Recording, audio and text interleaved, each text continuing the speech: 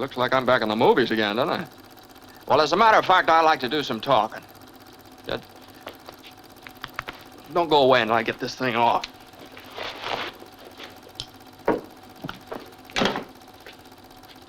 Now, it isn't as if it was a chore for me to talk to you because I want to speak on my favorite subject, the Army Air Forces. I can't speak from long experience. I've only been in the service a year, but I've learned a lot about what the Air Forces have to offer. That's what I want to talk to you about. Some of the biggest challenges were in the beginning. Most of us had never been up in an airplane and never been near one.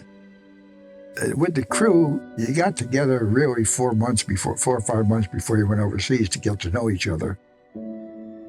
It was not a military discipline type relationship. You were a team, you're on a crew, there was no saluting on the flight line, no sirring, and all you were interested in is that everybody knew their job. When you put a crew together, 10 people who have never met each other, and say, you get on this airplane and you're a team now, that in itself is an undertaking. To get to know everybody, get to know the plane and the emergency procedures, get to know the missions. That is a job in itself to start with before you even get overseas. We embarked from Gooseberry, Labrador. We were weathered in there for a few days. And this is in wild country. There was no fences. And if you wanted to check out a rifle and go moose hunting, you could. But finally, after a few days, the weather cleared enough, and we took off at dusk. We were going to fly all night.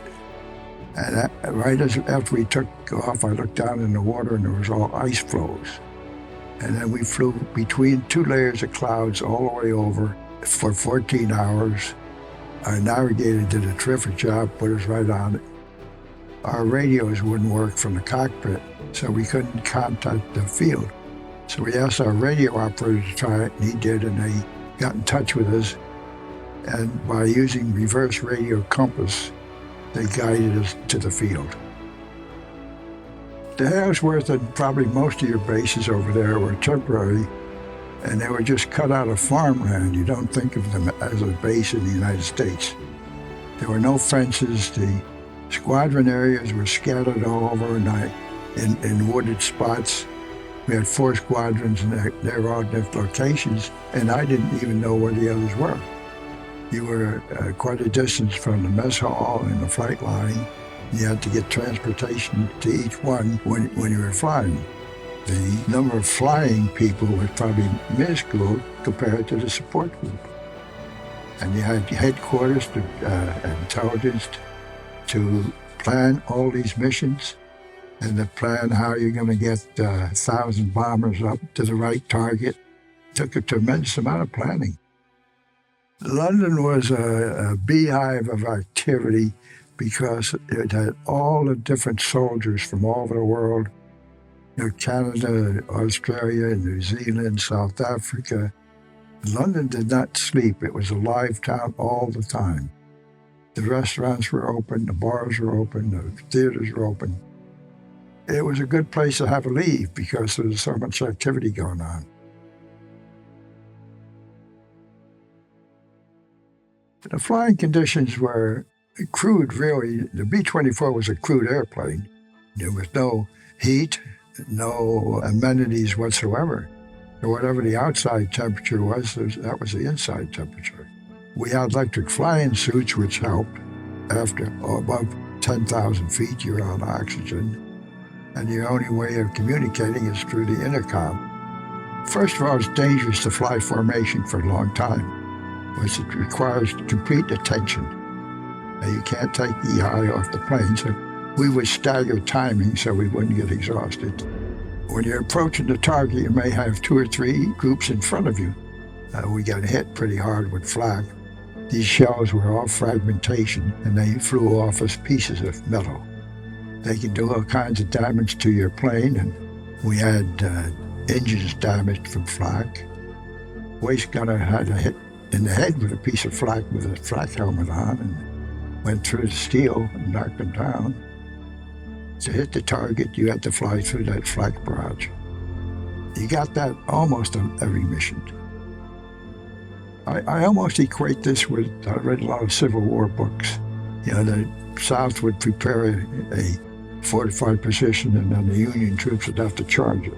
Well, this is almost like it because you can see the flak, if you're second in line or third line, you can see the flak barrage in front of you, and you knew you were going to have to fly through it to get to the target.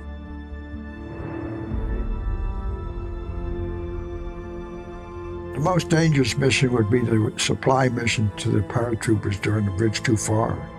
The reason it was dangerous, we were flying at about 400 or 500 feet over enemy territory and had to make 3 passes. And each pass, the machine gunners on the ground were pot-shotting others. And during we had made 3 passes, and during the 3rd pass, they got knocked down 2 of the planes in front of us in the front squadron. Number 2 engine partially damaged, and they shot us out pretty good to knock number 4 engine out. The hydraulic pressure tank was punctured, and the hydraulic fluid came out in a form of fog and filled the cockpit. At the same time, a tracer nicked the radio operator in the rear end, and he hollered. And the number 4 engine was quit right immediately. It stopped. And at 400 feet, that's a challenge.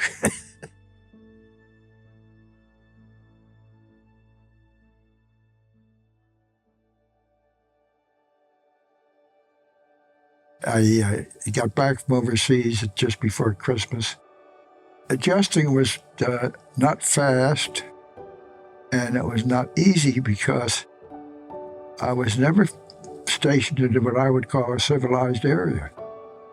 And you had time to think a little bit about calming down and unwinding from being in combat at that time. By the time I went to some reunions, we had been out of touch maybe 20 years or more. I think it was great going to reunions. The first reunion was Nashville, Tennessee, and about 5 or 6 of us were there. We had a great time just getting together and catching up on the news from each other and getting to know each other again. Millions of people died. Mistakes were made all over. If you can avoid war at all price, you should. Well, I think people take it for granted that they have a democracy for granted, but they shouldn't do that. Democracy requires constant vigilance and work to keep it. And people who do not understand that are probably lost. I would say they better take an interest in what's going on and put a price on their democracy and understand that democracy is sloppy and it is unsure. But the alternatives of a dictatorship is one hell of a lot worse. When you only have 60% of the people voting, it's a bad sign. People should take more interest of what's going on in the country and vote their choice. It's not a story alone about me. I'm talking about all of the people. This is what they had to go through. If I would do this all again, giving the same world conditions and the dangers involved in the world the way they were going, I would do it again, yes.